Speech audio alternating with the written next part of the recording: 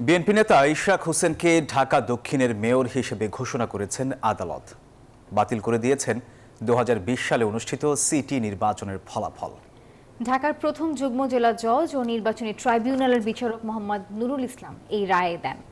ইশরাক জানিয়েছেন, মেয়র হিসেবে তিনি শপথ নেবেন কিনা সেটা নির্ধারণ করবে দল।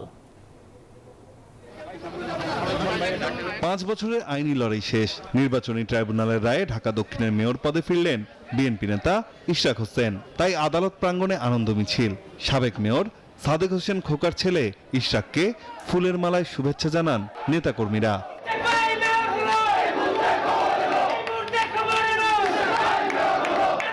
আইনজীবীরা জানান, খুব শীঘ্রই গ্যাজেট পাশ হলে মেয়র হিসেবে শপথ নিতে পারবেন ইশরাক।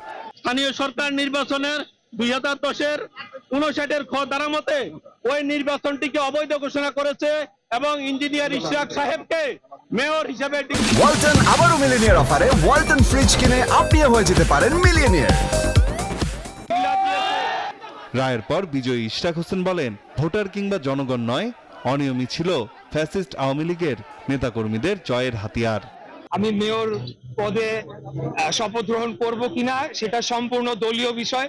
ন্যায় বিচারের আমি পেয়েছি এবং বাংলাদেশে ন্যায় বিচার ফিরে আসুক, জনগণ যে একজন সাধারণ নাগরিক যাতে তার ন্যায় বিচারটি পায়, সেটির ধারাটা যে শুরু হচ্ছে বা শুরু হয়েছে খুনি স্বৈরাচারী ফ্যাসিবাদী হাসিনা সরকারের পতনের পর, সেটির ধারাটা অব্যাহত থাকুক।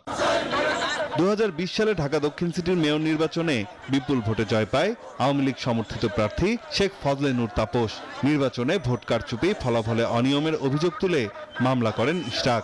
আর ইশরাককে মেয়র করে 5 বছর পর সেই মামলার রায় দিল নির্বাচনী ট্রাইব্যুনাল। নাইম আল চিকো, নিউজ 24, ঢাকা।